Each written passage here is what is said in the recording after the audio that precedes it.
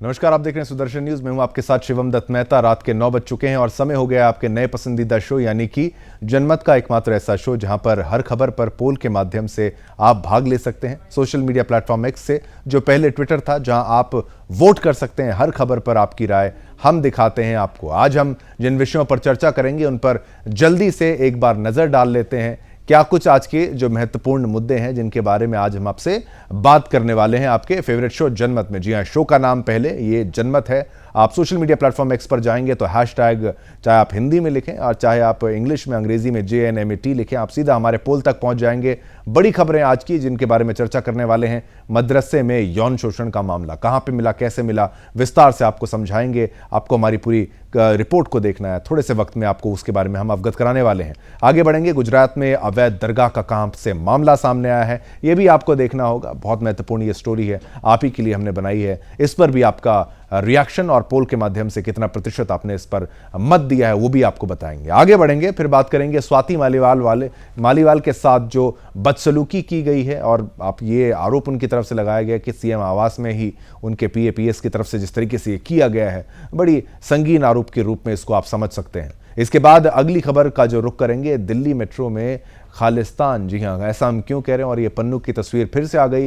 रह के ये व्यक्ति बार बार सामने आ जाता है, खुद को लाइमलाइट में बना के रखता है, लेकिन हर धमकी को यहाँ पर सीरियसली आपको लेना चाहिए। ये मुद्दे और इसके बाद हम जिसके मुद्दे के बारे में बात करेंगे वो है इंडी गठबंधन में घमासान किस बात को लेकर है, वो भी आपको समझना होगा। महत्वपूर्ण हमारी ये स्टोरी है।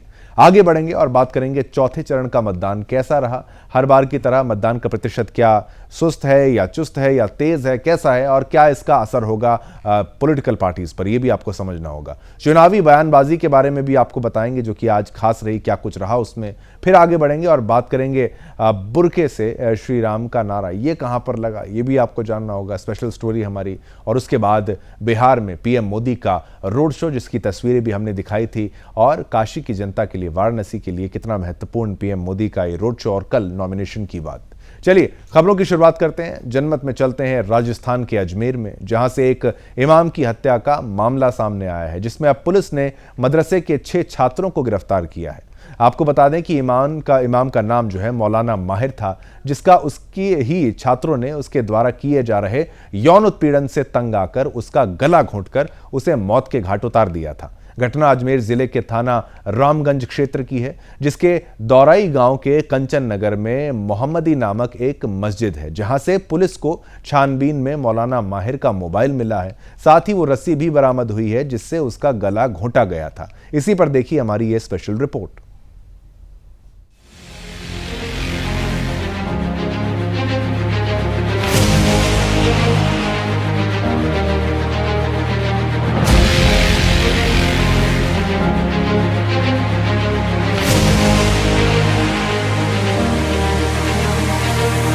हिंदू धर्म ग्रंथों में गुरु को ईश्वर से भी बड़ा बताया गया है, लेकिन ऐसी मान्यता उन मजहबी जिहादियों में नहीं है जो अपने मदरसे में पढ़ने वाली छात्राओं पर गंदी नजर डालने में जरा भी संकोच नहीं करते, जो मदरसे में पढ़ने वाली छोटी छोटी बच्चियों से कुकर्म करके अपने पद की गरिमा गिराने में जरा भी देर नहीं लगाते।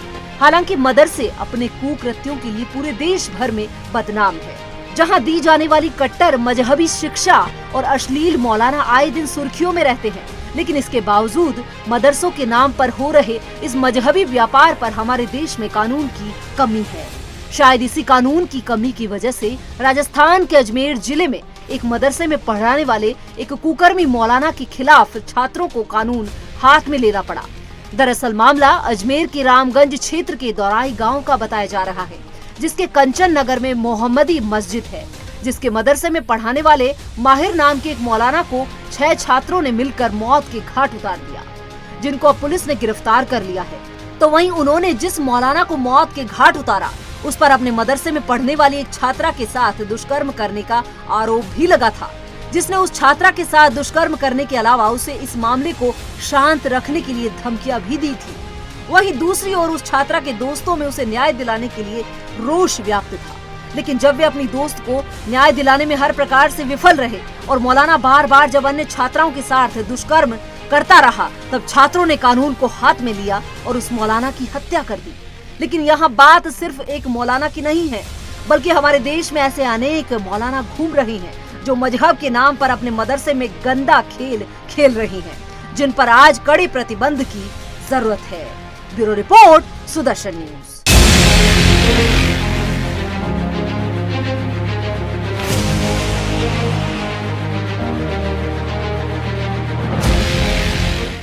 चलिए, खबर आपको हमने बताई किस तरीके से मदरसे में क्या चल रहा था और जिनका शोषण हो रहा था उन्हीं छात्रों ने हत्या कर दी उस मौलाना की और गला उसका घोंट दिया। आखिर ऐसा क्यों किया? क्योंकि उनका जो जिस तरीके से यौन शोषण किया जा रहा था बर्दाश्त उनके द्वारा नहीं किया गया।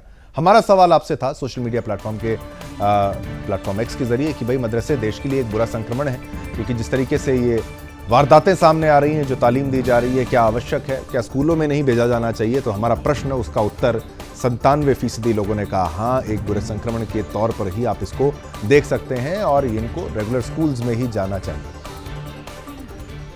जनमत में आगे बढ़ते हैं। अगली खबर है गुजरात के जामनगर से, जहां रणजीत सागर बांध में अवैध इस्लामी निर्माण किया गया है। दरअसल जहां पानी का बांध होना चाहिए था, वहां बांध को हटाकर एक दरगाह का अवैध निर्माण किया गया है। हैरानी की बात तो यह है कि प्रशासन द्वारा अवैध कब्जा हटाने का लिखित आदेश जारी होने के बाद भी निर्माण अभी भी जस का तस है। अब इस मामले को लेकर स्थानीय हिंदू कार्यकर्ताओं में आक्रोश है। उनका आरोप है कि प्रशासन की निगरानी में इस निर्माण को नहीं हटाया जा रहा है। तो वहीं पुलिस प्रशासन ने अपने संज्ञान में इस मामले के आने के बाद कार्रवाई का भरोसा दिया है। क्या है पूरी खबर, क्या है पूरा मामला, देखिए हमारी स्पेशल रिपोर्ट और मामले की गंभीरता को समझिएगा।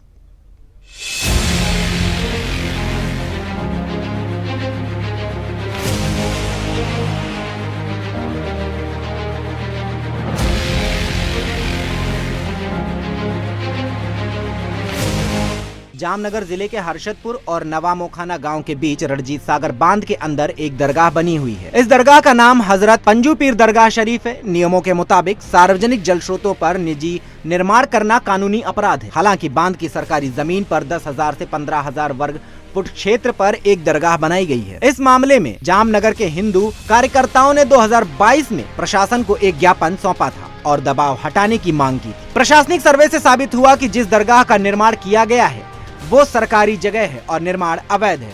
इसके बाद सितंबर 2022 में मामलतदार ने सरकारी जमीन पर अतिक्रमण करने वाले कासम हसन उड़िया के खिलाफ लिखित में अतिक्रमण हटाने का आदेश जारी किया। इस आदेश में कहा गया था कि यदि प्रवर्तक कसम परिसर को नहीं खोलता है तो राजस्व संहिता की धारा 202 के तहत नोटिस जारी की जाएगी और फिर परिसर को खोलने और अवैध कब्जा हटाने का खर्च भी उसी से वसूला जाएगा। जानकारी के अनुसार जामनगर रणजीत सागर बांध में ये दरगाह पिछले 30 से 35 वर्षों में बनाई गई है। मानसून के दौरान जब बांध के इस क्षेत्र में पानी आता है तो ये संरचनाएं डूब जाती हैं। साथ ही अब जामनगर में पानी की आवश्यकता को पूरा करने के लिए बांध को सौनी योजना द्वारा भरा जा रहा है, इसलिए ये जगह लगभग 6 महीने तक पानी में डूबी रहती है। महत्वपूर्ण बात यह है कि आसपास के सभी गाँवों में हिंदू आबादी है। इस दरगाह में इत्र का प्रयोग बहुतायत में किया जाता है। जब पानी नहीं होता तो बड़ी मात्रा में इत्र चढ़ाया जाता है। पानी आने के बाद उसकी खुशबू पानी में मिल जाती है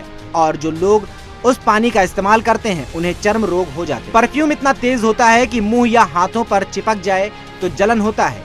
इस पानी को पीना तो दूर की बात है, इस पानी के छूने भर से ही लोगों में संक्रमण फैल जाता है। Bureau report, Sudarshan news.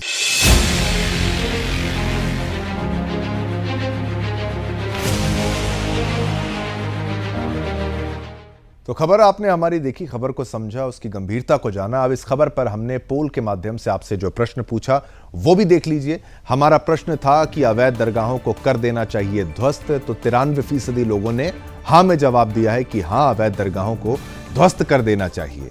जनमत में चर्चा करेंगे दिल्ली सीएम हाउस की, जहां से खबर सामने आई है कि आम आदमी पार्टी की राज्यसभा सांसद और दिल्ली महिला आयोग की पूर्व अध्यक्ष, यानी कोई आम ऐसे नेत्री नहीं है, कोई आम ऐसी व्यक्तित्व नहीं है, स्वाति मालीवाल स्वयं है। स्वाति मालीवाल ने मुख्यमंत्री अरविंद केजरीवाल के घर पर पुलिस बुलाई है। स्वाति मालीवाल ने केजरीवाल के निजी सचिव विभव कुमार पर मारपीट का आरोप लगाया है। उन्होंने कहा कि उन्हें सीएम आवास के भीतर पीटा गया। आखिर क्या है पूरा मामला, विस्तार से अच्छे से देखिएगा हमारी स्पेशल रिपोर्ट में और मामले की गंभीरता को समझिएगा।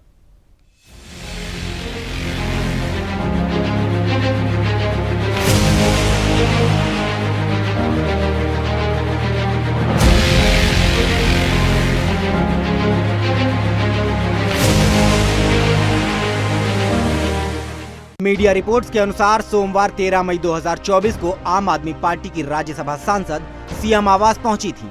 यहां उनके साथ केजरीवाल के निजी सचिव विभव कुमार ने मारपीट की। इसके बाद मालीवाल ने दिल्ली पुलिस को फोन किया। सीएम आवास पर मारपीट की शिकायत के बाद दिल्ली पुलिस की एक टीम पहुंची। बताया गया कि स्वाति मालीवाल सीएम आवास से निकलकर पुलिस थाने भी पहुंच गई। स्वाति मालीवाल ने पुलिस को एक फोन कॉल में ये भी कहा कि विभव कुमार ने उनके साथ मारपीट मुख्यमंत्री अरविंद केजरीवाल के कहने पर की। बताया गया कि इस मामले में 2 बार फोन किया गया, लेकिन पुलिस के पहुंचने पर स्वाति मालीवाल मौके पर नहीं मिली। वो दिल्ली के सिविल लाइंस थाने पहुंच चुकी थी। हालांकि सीएम केजरीवाल और उनके निजी सचिव विभव कुमार और स्वाति मालीवाल ने अभी आधिकारिक रूप से इस मामले में कुछ भी नहीं कहा है। दिल्ली पुलिस ने भी इस विषय में कोई जानकारी नहीं दी है। गौरतलब है कि जिन विभव कुमार पर स्वाति मालीवाल को पीटने का आरोप लगा है, उन्हें विजिलेंस हटाने की कार्रवाई कर चुकी है। विजिलेंस ने कहा था कि उनकी नियुक्ति नियमानुरूप नहीं थी। विभव कुमार के खिलाफ उत्तर प्रदेश के नोएडा में एक सरकारी अधिकारी को उसके कामकाज से रोकने और नुकसान पहुंचाने का मामला दर्ज है। अभी फिलहाल पुलिस इस मामले की छानबीन में जुटी है।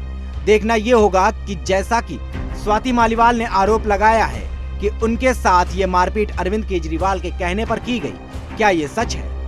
यदि ये सच है तो फिर केजरीवाल एक और बड़ी मुसीबत में फंसते नजर आ रहे हैं। Bureau report, Sudarshan news.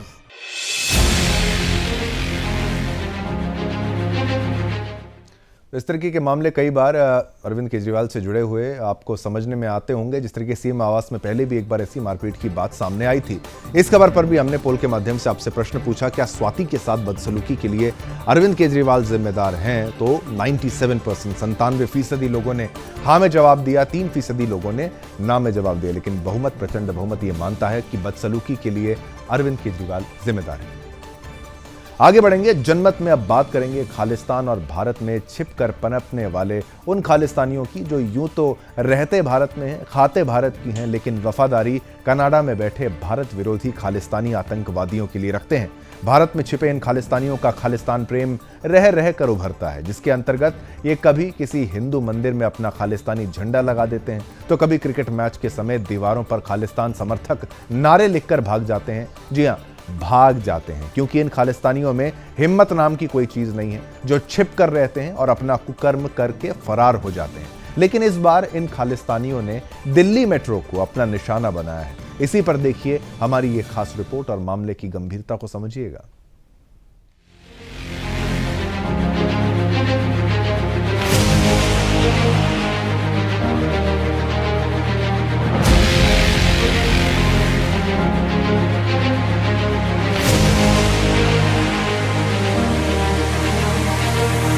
एक और जहां कनाडा खालिस्तानी आतंकी हरदीप सिंह निज्जर की हत्या का रोना रो रहा है, जहां अमेरिका भारत पर आतंकवादी गुरपतवंत सिंह पन्नू की हत्या की साजिश का आरोप लगा रहा है, तो वहीं इन दिनों दिल्ली से एक ऐसी खबर सामने आई है जिसने कनाडा और अमेरिका के इस भारत विरोधी एजेंडे को एक्सपोज कर दिया है। खबर कनाडा के टुकड़ों पर भारत में पलने वाले उन गद्दार खालिस्तानियों से जुड़ी है, जिन्होंने इस बार दिल्ली के मेट्रो स्टेशन को अपना निशाना बनाया है, जो दिल्ली के करोलबाग और झंडेवाला मेट्रो स्टेशन पर खालिस्तान समर्थक नारे लिखकर फरार हो गए। तो वहीं दिल्ली पुलिस दीवारों पर लिखे इन खालिस्तानी नारों को मिटाकर सीसीटीवी के जरिए खालिस्तानियों की खोज में जुट गई है। लेकिन ये पहली बार नहीं हुआ है जब खालिस्तानियों ने ऐसी हरकत की हो। खालिस्तानी इससे पहले भी हिमाचल विधानसभा के गेट पर खालिस्तानी झंडे लगाकर दीवारों पर नारे लिख चुके हैं। हिमाचल प्रदेश के मशहूर चिंतपूर्णी मंदिर की दीवारों के साथ साथ धर्मशाला में क्रिकेट मैच के समय भी दीवारों पर खालिस्तान समर्थक नारे लिख चुके हैं। लेकिन अब इस मामले से जुड़ी सबसे रोचक बात ये है कि जिस खालिस्तानी आतंकवादी गुरपतवंत सिंह पन्नू को बचाने के लिए अमेरिका और कनाडा भारत के खिलाफ विश्व में एजेंडे चला रहा है, जिस पन्नू की हत्या की साजिश का आरोप अमेरिका भारत पर लगा रहा है, अब उसी आतंकवादी पन्नू ने दिल्ली के मेट्रो स्टेशन पर लिखे गए खालिस्तानी नारों की जिम्मेदारी ली है। जो आतंकवादी संगठन सिख फॉर जस्टिस का मुखिया है, जो कनाडा में बैठकर अक्सर भारत के खिलाफ जहर उगलता है। लेकिन ये बड़ी अफसोस की बात है कि कनाडा और अमेरिका का ध्यान पन्नू के उन भारत विरोधी बातों पर नहीं जाता और वे निराधार भारत पर आरोप भी लगा रहे हैं। जिसकी आलोचना रूस भी कर चुका है। Bureau report, Sudarshan news.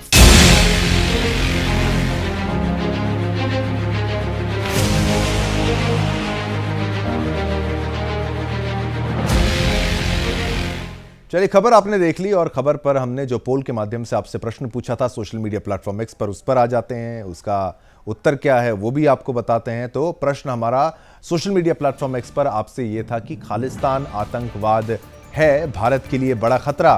तो 94% लोगों ने हाँ में जवाब दिया है, 6% लोगों ने ना में जवाब दिया है। तो प्रचंड बहुमत ने ये माना है कि आतंकवाद भारत के लिए बड़ा खतरा है और खालिस्तानी आतंकवादी देश के लिए बड़ा खतरा साबित हो सकते हैं। इसलिए हम लगातार आपको ये खबरें ऐसी दिखाते हैं। तो बार बार अनुरोध करूंगा, सोशल मीडिया प्लेटफॉर्म एक्स पर आइए, #JNMAT टाइप करिए या फिर हिंदी अंग्रेजी दोनों में आप ये लिख सकते हैं और आप सीधा हमारे पोल तक आएंगे। पोल में भाग लीजिए और हर प्रश्न का, हर स्टोरी पर आपकी प्रतिक्रिया, आपका मत जनमत में दिखाएंगे। आगे बढ़ते हैं। जनमत में आप बात इंडी गठबंधन और उसमें पड़ी दरार की, जो अब साफ साफ दिखाई देने लगी है। दरअसल पश्चिम बंगाल में चौथे चरण के मतदान के बीच हिंसा की कुछ ऐसी घटनाएं सामने आई हैं जिसने ये साफ कर दिया है कि इंडी सिर्फ एक नाम का गठबंधन है और इनका एक दूसरे से कोई लेना देना नहीं है। दरअसल पश्चिम बंगाल के बीरभूम और कृष्णानगर में तृणमूल कांग्रेस और CPIM के कार्यकर्ताओं ने एक दूसरे पर हिंसा का आरोप लगाया है। वहीं TMC ने दावा किया है कि उनके कार्यकर्ताओं को CPIM वालों ने पोलिंग स्टेशन पर भी मारा।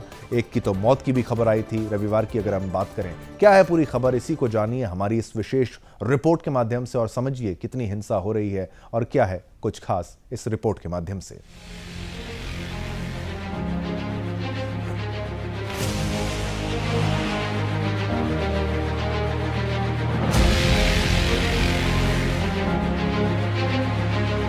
दो 2024 का चुनावी रण देश भर में अपनी रैलियों से जनता को लुभाती एनडीए और 2024 के इसी चुनावी रण में आपस में उलझता इंडी गठबंधन। कुछ यही कहानी है लोकसभा के इस मौजूदा रण क्षेत्र की, जहां एक और बीजेपी की अगुवाई वाला वो गठबंधन है जिसको मात देने के लिए कांग्रेस ने इंडी गठबंधन का निर्माण किया था। लेकिन राहुल गांधी ने कहीं की ईंट और कहीं का रोड़ा जोड़कर जो इंडी गुनबा बनाया था वो एनडीए से लड़ने के बजाय आपस में ही उलझने में लगा हुआ है। तो वहीं आज पश्चिम बंगाल में चौथे चरण के मतदान के बीच हिंसा की कुछ ऐसी घटनाएं सामने आई है जिसने इंडी गठबंधन की एकता की सारी पोल पट्टी सामने खोल कर रख दी है। जहां वीरभूम और कृष्णानगर में तृणमूल कांग्रेस और CPIM के कार्यकर्ताओं ने एक दूसरे पर हिंसा का आरोप लगाया है, तो वहीं TMC ने दावा किया है कि उनके कार्यकर्ताओं को CPIM वालों ने पोलिंग स्टेशन पर मारा।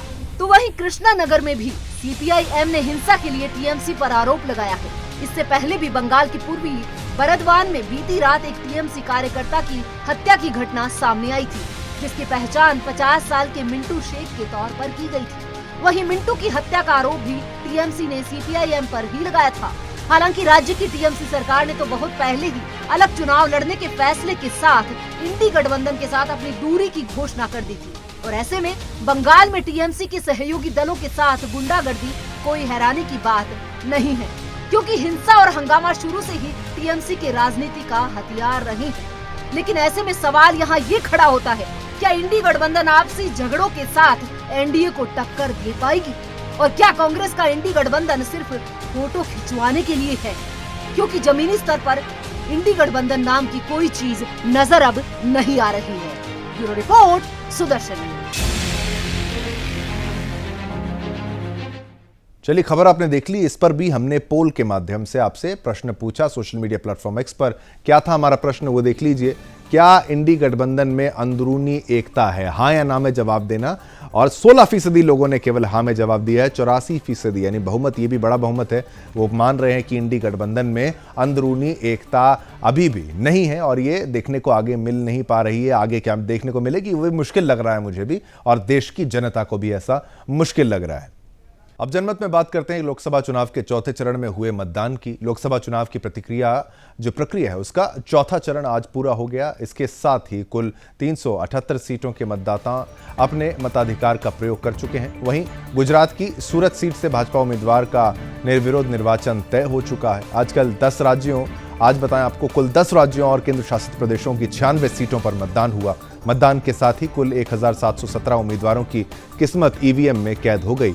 आइए जानते हैं कि चौथे चरण में कहां कितनी सीटों पर मतदान हुआ। लोकसभा चुनाव के चौथे चरण के तहत आपको बताएं, देश के 10 राज्यों एवं संघ शासित प्रदेशों की 96 लोकसभा सीटों पर हो रहे मतदान में शाम 5 बजे तक 62% से ज्यादा मतदान हो चुका है। मतदान के राज्यवार आंकड़ों की बात करें तो शाम 5 बजे तक सबसे ज्यादा पश्चिम बंगाल में 75.66% जो मतदाता वोट कर चुके हैं। वहीं आंध्र प्रदेश में 68.04%, लगभग 68, यहाँ पे भी मध्य प्रदेश में भी 68% मतदाता शाम 5 बजे तक अपना मताधिकार का प्रयोग कर चुके हैं। अन्य राज्यों के मतदान प्रतिशत की बात करें तो शाम 5 बजे तक झारखंड में 63%, ओडिशा में 62% से लेकर 63% के बीच, तेलंगाना में 61%, उत्तर प्रदेश में 56%, बिहार में 54%, महाराष्ट्र में 52% के करीब और जम्मू कश्मीर में 35.75% मतदाता अपने मताधिकार का प्रयोग कर चुके हैं। जम्मू कश्मीर में ये महत्वपूर्ण है, 370 हटने के बाद ये महत्वपूर्ण जो तस्वीर आई है। बिहार में शाम 5 बजे तक कुल 54% से ज्यादा मतदान रिकॉर्ड किया गया है। जिलेवार बात करें तो दरभंगा में 54.28%, बेगूसराय में 54%, मुंगेर में 51% से लगभग 44.44% ज्यादा, उजियारपुर में 54.93% और समस्तीपुर में 56.36% मतदान दर्ज किया गया है। उम्मीद है आपने भी लोकतंत्र के इस महापर्व में हिस्सा लेते हुए अपने मताधिकार का प्रयोग किया होगा, जिसके बारे में हमने आपसे हमारे पोल के माध्यम से भी प्रश्न पूछा है कि आपने मतदान यहां पर किया कि नहीं। हमने आपसे पोल के माध्यम से जो प्रश्न पूछा, क्या आपने अपने मताधिकार का प्रयोग किया, ये हाँ या ना में जवाब देना है, सत्य सत्य बताना है। तो 93% लोग हाँ में जवाब दे रहे हैं कि भाई हमने अपने मताधिकार का प्रयोग किया। लगातार पोलिंग में हमने 2-3 बार, ये जितने चरणों में हुआ, हर बार ये प्रश्न जब भी पूछा है, हर बार ये प्रतिशत कम आया है, लेकिन इस बार हाँ का जो आंकड़ा है वो 93%, 93% है, जो कि काफी ज्यादा है, बहुमत में है। ये आपको धन्यवाद हम भी करते हैं।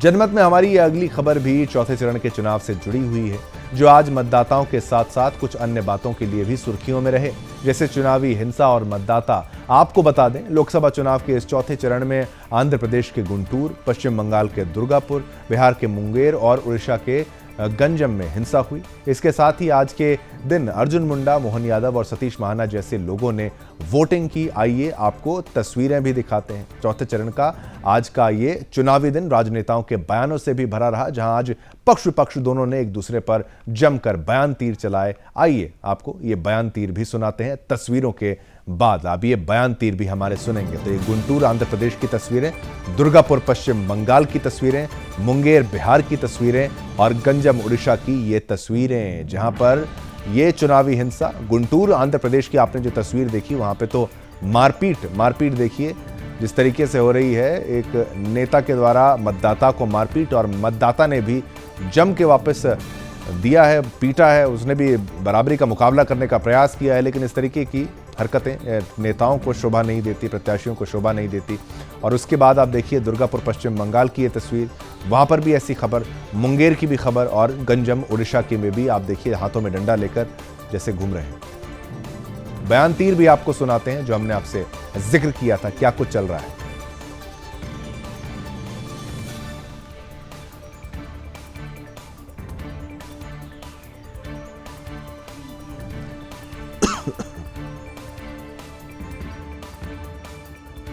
किन लोगों ने वोट दिया है वो भी हम आपको दिखा देते हैं। अर्जुन मुंडा की तस्वीर देखिए, SS राजामौली की तस्वीर देखिए, के लक्ष्मण और कैलाश विजयवर्गीय, चंपई सोरेन की वो तस्वीर आप देखिए, जगदीश देवड़ा की तस्वीर आप देखिए, मोहन यादव यहाँ पर मुख्यमंत्री, ये भी यहाँ पर हैं, अपने मताधिकार का प्रयोग करें, सतीश महाना, और ये महत्वपूर्ण लोग सभी की तस्वीरें आप देख पाएंगे। अर्जुन मुंडा एक तरफ हैं और नीचे आप देखिए चंपई सोरेन। तो ये 8 तस्वीरें लोकतंत्र की शक्ति को प्रदर्शित करती हुई, और ये लोगों के लिहाज से ये मुस्लिम मतदाता देखिए एक साथ यहाँ पर खड़े हैं लाइन में, और बुरके में भी मतदाता हैं। बार बार हम ये मुहिम तो चला रहे हैं कि भाई ये गलत है। ओवैसी के साथ शायद एक परिवार में ही आगे के लोग जो थे और बुरके में मास्क तक लगा के रखा हुआ था। चेकिंग किस तरीके से होती है ये सवालिया निशान यहाँ पर खड़ा होता है। और 94 वर्षीय वरिष्ठ मतदाता, इनसे सीखना है, ओवैसी को छोड़िए वो तो चलता रहेगा उनका, लेकिन 94 वर्षीय वरिष्ठ मतदाता यहाँ पर महत्वपूर्ण है कि भाई आपका क्या बहाना है। अगले चरण में अगर आपका मत का समय है तो आपको ज़रूर जाना है। इन बुजुर्गों से हमें सीखना है। कश्मीरी पंडित यहाँ पर हैं और ये कश्मीरियों की तस्वीर भी आप देख सकते हैं जहाँ पर कश्मीर में और कश्मीर प्रवासी, दिव्यांग मतदाता, पुलवामा में मतदान और फर्स्ट टाइम वोटर्स।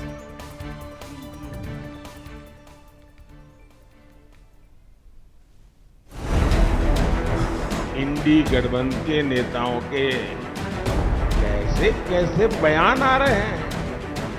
कहते हैं कि पाकिस्तान ने चूड़ियां नहीं पहनी है। अरे भाई पहना देंगे। पहले मोदी जी 400 सीट की बात करते थे, 400 पार, अब 150 भी नहीं बोल रहे। मैं आपको एक बात की गारंटी दे रहा हूं, रायबरेली की जनता लिख लो, जून 4 को नरेंद्र मोदी हिंदुस्तान का प्रधानमंत्री नहीं। मुद्दे मने भैंस के आगे बीन बजावे भैंस रहे पगुड़ाए। मोदी तो केवल मुद्दों पर ही बात करते हैं, चाहे राष्ट्र के विकास का मुद्दा हो, चाहे राष्ट्र के सुरक्षा का मुद्दा हो, वो तुष्टिकरण नहीं करते। मोदी तो हर बात को यही कहता है कि अब के बार 400 पार। अबे आएंगे कहाँ? अब आएंगे कहाँ 400 पार? आपने गांधी परिवार को मौका दिया, कोई विकास का काम नहीं हुआ। अमेठी ने भी दिया था 2018 में अमेठी की कलेक्टर ऑफिस का भूमिपूजन लेने के। ये विकास में मानते ही नहीं है। मैं आज कहता हूं, इतने साल मौका दिया, कुछ नहीं हुआ। आपके सुख दुख में भी नहीं आए हैं। मैं ये जरूर कहूंगी, भाई है मेरे, सच्चा दिल है, सच्चे इंसान है। मंच पर खड़े होकर चुनाव के लिए, राजनीति के लिए, सत्ता के लिए आपको कभी गुमराह नहीं करेंगे। हमेशा सच्चाई की लड़ाई लड़ी है। आगे बढ़ते हैं। तस्वीरें हमने आपको दिखाई और बयान तीर भी आपको दिखाया, क्या हुआ, किस तरीके से मतदान हुआ, यह भी हमने आपको समझाया। अब आपको तस्वीरें दिखाएंगे, पीएम मोदी की बात करेंगे। जी हां, प्रधानमंत्री नरेंद्र मोदी ने लोकसभा चुनाव 2024 के चौथे चरण से पहले बिहार की राजधानी पटना में भव्य रोड शो किया, जिसमें आम जनमानस का एक बड़ा यहाँ पर जनसागर उमड़ा। इस दौरान सड़क के दोनों तरफ सांस्कृतिक झलकियां भी दिखी। इस दौरान मुख्यमंत्री नीतीश कुमार भी उनके साथ नजर आए। उनके स्वागत में आई मुस्लिम महिलाओं ने जय श्री राम के नारे लगाए और ये देखिए, यही हम खबर की बात कर रहे थे, जहां पर मुस्लिम महिलाएं जय श्री राम के नारे लगा रहे हैं। रोड शो में बड़ी संख्या में महिलाएं भी भगवा पगड़ी बांधी हुई नजर आई थी। वहीं आरती करते हुए पुजारी भी यहां पर आपको दिखाई देंगे। इस दौरान कहीं राम मंदिर की झलक दिखी तो कहीं मिथिला पेंटिंग की। पीएम मोदी की गाड़ी के ठीक आगे साफा बांधी महिलाओं का काफिला था। बिहार में विपक्षी दलों ने जाति और आरक्षण के इर्द गिर्द इस चुनाव को घुमाने की कोशिश तो की, लेकिन पीएम मोदी ने मुस्लिम आरक्षण को लेकर तमाम मुद्दों पर करारा प्रहार किया और आरक्षण पर भ्रम फैलाने वालों को करारा जवाब भी दिया। आपको बता दें कि नरेंद्र मोदी देश के पहले प्रधानमंत्री हैं जिन्होंने पटना में रोड शो किया हो, इस लेवल का किया हो। इस दौरान लोग अपने अपने घरों की छतों पर खड़े होकर पीएम मोदी की एक झलक पाने को बेताब नजर आए। आपको बता दें कि पीएम मोदी ने अपने चुनाव प्रचार का फोकस विपक्ष के देश विरोधी रवैये पर प्रहार के साथ साथ अपनी गरीब कल्याण योजनाओं को भी रखा। तो ये पीएम मोदी का पटना की तस्वीरें जो हम आपको दिखा रहे हैं, भव्य रोड शो की। काशी की भी तस्वीरें हमने आपको दिखाई थी और मुस्लिम महिलाओं ने जय श्री राम के नारे भी यहां पर लगाए। पीएम मोदी की एक और जो रोड शो उनके द्वारा किया गया, जिनका आज उत्तर प्रदेश के काशी में भव्य रोड शो देखने को मिला। आपको बता दें कि प्रधानमंत्री नरेंद्र मोदी लोकसभा चुनाव में तीसरी बार अपना नामांकन पत्र दाखिल करने के लिए इन दिनों 2 दिवसीय दौरे पर वाराणसी पहुंचे हैं, जो मंगलवार यानी कल नामांकन दाखिल करेंगे। इससे पहले उन्होंने आज यानी सोमवार को 6 किलोमीटर लंबा एक रोड शो भी किया। बीएचयू के सामने महामना मदन मोहन मालवीय की प्रतिमा पर नमन करने के बाद पीएम मोदी ने पहले से तैयार गाड़ी पर सीएम योगी के साथ सवार होकर रोड शो का आरंभ किया। वहीं सोनारपुर के पास उनके रथ पर यूपी भाजपा अध्यक्ष भूपेंद्र चौधरी भी नजर आए। इस दौरान जगह जगह उन पर पुष्पों की बारिश हुई, फूलों की बारिश की गई। इस दौरान पीएम मोदी का रोड शो बीएचयू के मेन गेट से लेकर काशी विश्वनाथ मंदिर तक पहुंचा, जिसकी दूरी करीब 4 घंटे में पूरी हुई है। इसके साथ ही रोड शो पूरा कर पीएम मोदी ने विश्वनाथ मंदिर में दर्शन और पूजन भी किया। दरअसल पीएम मोदी के रोड शो में शामिल होने के लिए मंत्रियों का वाराणसी आना सुबह से ही शुरू हो चुका था। आपको बता दें, कल नामांकन से पहले पीएम मोदी 80 पर गंगा स्नान और काल भैरव का दर्शन भी करेंगे। पीएम मोदी मंगलवार को देश के 12 मुख्यमंत्रियों के साथ नामांकन करेंगे। इसमें भाजपा शासित और गठबंधन वाले राज्यों के मुख्यमंत्रियों के नाम शामिल हैं। वहीं कई मुख्यमंत्रियों का कार्यक्रम भी जिला प्रशासन के पास आ गया है। उसी हिसाब से तैयारियां भी कर ली गई हैं। और यहाँ पर देखिए, पूजा अर्चना करते हुए भी पीएम मोदी ये तस्वीरें, लेटेस्ट तस्वीरें हम आपको दिखा रहे हैं। वहीं राष्ट्रीय लोकदल के राष्ट्रीय अध्यक्ष जयंत चौधरी भी इस दौरान मौजूद रहेंगे। ये महत्वपूर्ण संदेश है आरएलडी की तरफ से।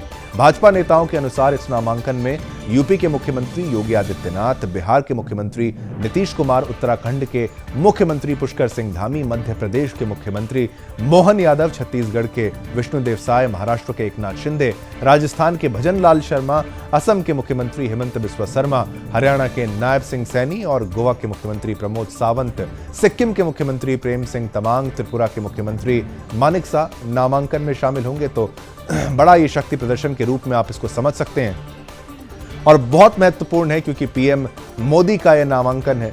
सबसे बड़े स्तंभ जो भाजपा के इस वक्त मौजूद हैं, जिनके दमखम से पार्टी जो है लगातार जीत को हासिल करती आई, जिनके नेतृत्व का फायदा पूरी पार्टी को और देश को मैं कहूंगा हुआ है। इसके अलावा आपको बताएं, गृहमंत्री अमित शाह और रक्षा मंत्री राजनाथ सिंह भी नामांकन में शामिल होंगे। वहीं लोजपा के प्रमुख चिराग पासवान, अपना दल एस की अध्यक्ष अनुप्रिया पटेल, सुबह सभा अध्यक्ष ओम प्रकाश राजभर भी इस दौरान मौजूद रहेंगे। तो ये महत्वपूर्ण। एक और विषय जो कि बहुत बड़ा है, जिसके बारे में आज हम आपके सामने चर्चा करेंगे, जनमत में बात करेंगे अब महाराष्ट्र की, जहां राजधानी मुंबई में सोमवार को दोपहर तेज आंधी तूफान आया। वो तस्वीरें भी आपको हम दिखाएंगे। मुंबई के घाटकोपर इलाके में तेज आंधी तूफान के चलते एक बड़ी होर्डिंग, ये देखिए तस्वीरें देखिए, बेहद खतरनाक ये बड़ी होर्डिंग जिस तरीके से एक पेट्रोल पंप पर गिर गई। ये कितने बड़े लेवल पर थे। स्वयं मुख्यमंत्री यहां पर जायजा लेने के लिए भी हर जगह पहुंचे हैं और वो होर्डिंग की तस्वीरें हमने आपको दिखाई थी, जहां पेट्रोल पंप पर वो गिर गई। पेट्रोल पंप पर लोग अपनी गाड़ियों में तेल भरवा रहे थे, तभी उस दौरान ये हादसा हो गया। लोग कुछ समझ पाते कि तभी लोहे के एंगल समेत पूरी होर्डिंग पेट्रोल पंप पर गिर गई। होर्डिंग की चपेट में आने से इस हादसे में 3 लोगों की मौत हो चुकी है। लगभग आपको बताएं, अब तक 67 लोगों को रेस्क्यू कर बाहर निकाला गया है, जबकि हादसे में 100 से ज्यादा लोग होर्डिंग के मलबे के नीचे फंसे हुए थे। फिलहाल घटनास्थल पर एनडीआरएफ की टीम मौके पर मौजूद है। राहत बचाव का कार्य भी जारी है। तो मुंबई में यह तेज तूफान के चलते बड़ा हादसा हुआ है और हादसे में 3 लोगों की अब तक मौत बताई जा रही है। 67 लोगों को रेस्क्यू करके बाहर निकाला गया। और देखिए, स्वयं यहां पर मुख्यमंत्री एकनाथ शिंदे जी भी यहां पर मौजूद आपको नजर आएंगे। महाराष्ट्र की यह तस्वीर बेहद दुखद, जिस तरीके से जिन लोगों की जान गई है। और ये मुंबई में ये बड़ी जिस तरीके से आंधी आई, तूफान आया, दोपहर तेज आंधी तूफान आने के बाद घाटकोपर इलाके में इस तेज आंधी तूफान के चलते एक बहुत बड़ा होर्डिंग, जिसकी तस्वीरें भी डरा देने वाली हैं, जिस तरीके से वो जब नीचे गिरा, ये वो तस्वीर आप देखिए। और जब ये गिरा तो गाड़ियां पेट्रोल पंप पर खड़ी थी, लोग पेट्रोल भरवा रहे थे, तभी उस दौरान ये हादसा हो गया। और लोग जब तक कुछ समझ पाते और एंगल उन होर्डिंग उनके पेट्रोल पंप पर गिरा और होर्डिंग के चपेट में आने से 3 लोगों की मृत्यु हो गई।